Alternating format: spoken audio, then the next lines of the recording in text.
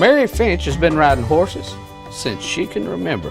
I like riding horses because there's such a sense of satisfaction from it that I can imagine.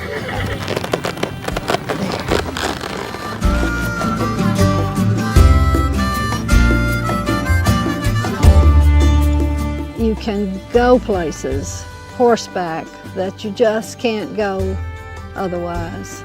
You can cover a lot of distance and see a lot of beautiful country. At 80 years old, Mary still finds time to saddle up and meet friends for a ride on the ranch. I think people ought to do active things as long as they're able to. And I think when you quit participating in things like riding, if that's what you like, then you get housebound and sure enough can't do anything.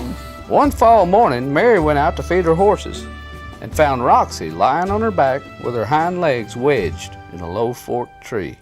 Faced with a catastrophic injury, Mary was told by a veterinarian that it would be practical to put Roxy down. But if she wanted to save her, she would have to contact Dr. David Jolly in Hot Springs, Arkansas. He kept her for almost 6 months and worked miracles with her. He was so kind and careful with her. She had 3 wound sites, and these wounds continued to get larger for the first 3 weeks that she was at my farm due to the pressure necrosis from being hung up in the tree. We used platelet-derived growth factors, which was a project that I've been involved in on working on catastrophic wounds for the last 10 years. We used Wound Wash, which is a non-cytotoxic product that was developed by our medical center here in Arkansas. And we used an ointment around the edge of the wounds after we had a solid granulation bed to get the skin to grow across the granulation tissue. That's been one of the interesting things about working on these wounds is they continue to heal over a period of 3 or 4 years. That's Mother Nature's work. Dr. Jolly has been on a mission to show that horses with catastrophic injuries can be returned to a healthy life. Platelet-derived growth factor wound healing is another phase of stem cell therapy.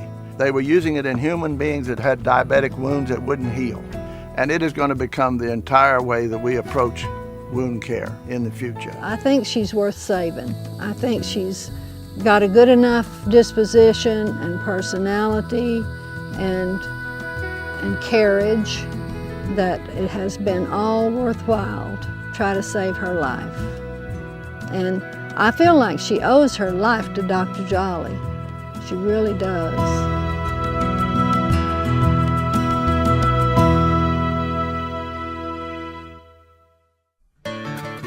We're all held together with storytellers thread. I was born legally blind, and the way I had a doctor to explain it to me in layman's terms once, and he said that it was like my optic nerve didn't develop, and it was like trying to run a cook stove on too small of a wire, and I wasn't getting as much signal from my eye to my brain as the normal person, and that's my problem. The best way for me to describe it to you, I see just like anybody else, only it looks like you've got maybe some binoculars turned around the wrong way. Everything is just smaller for me and looks further away. But I don't see blurry. I mean, I can see the tree lines over there and everything, but if somebody was standing over there in them, y'all could see him and I couldn't. But I've never let it keep me from doing what I want to do. The only time it ever crosses my mind is if I need to go somewhere and can't drive. But other than that, I do about what I want to. I grew up in a really rural town, and ever since I can remember, I wanted to play a guitar. I don't ever remember being so small that I didn't want to play a guitar. There was a guy where I lived, and he had a guitar for sale and an amplifier in the window. He had a service station there, and he had this guitar and amp in the window for sale, and I begged Daddy and begged him to buy me that guitar. And finally, one day he did, and then when we got it home, I realized it didn't have but 3 strings on it. It took me another, I don't know, month or whatever to get strings for it, and finally we took it to this guy's house. It was a friend of ours, and my daddy grew up with him, and he strung it up left-handed for me. And he showed me 3 chords, and he said, "Now, son, there ain't no need of you coming back till you learn these 3 chords, because I can't teach you nothing else till you learn that." And it just so happened we lived by the water tower in the town where I lived, and he was the guy who came and put the chlorine in the water and everything. Well, the next day my hand was swelled up plumb down, halfway down to my forearm, and the next afternoon at 3 or 4 or 5 o'clock he come to check that water, and I met him out there at the gate, and I could swap them cords. And he told me right then, he said, "Son, you're gonna learn to play." And which I knew that when I carried the guitar over there, because that's what I went over there for. And I have played with him and played in churches and bluegrass festivals and just anywhere they'd let me get on the stage ever since, and just tried to figure out my talent level and stay within the boundaries of that. There's super pickers out there that can pick circles around me and all like that, but I've enjoyed my music, and I don't worry about whether I make any money at it or whether I don't. I don't do it for that. I do it because I like it. I had a friend, and he was an older guy, and he had a little too much to drink one day, and he saw me and my brother at the store, and he told us that he pointed at my brother. He said, "You're gonna make your living with a shovel," and he pointed at me and said, "You're gonna make your living with a guitar." So it turns out my brother's a surveyor, so I guess he didn't miss the mark too far. To my notion, a song ain't much if you can't hear the words to it. I mean, that's just my personal opinion, but I like that, and I like any kind. I like bluegrass. I love country probably the most. I like bluegrass, country, and gospel. I don't know, it'd be a close horse race on that. But I like the blues. I like swing music, anything like that. I like some rock. I never was much of a rocker, but I like some rock, you know, especially the older stuff like Mustang Sally and that type of thing, you know, but I never was much for even the newer country music ain't country music to me, and the new rock, it ain't. I like some southern rock too, I'll say, but I'm more of a traditionalist, I guess you'd say.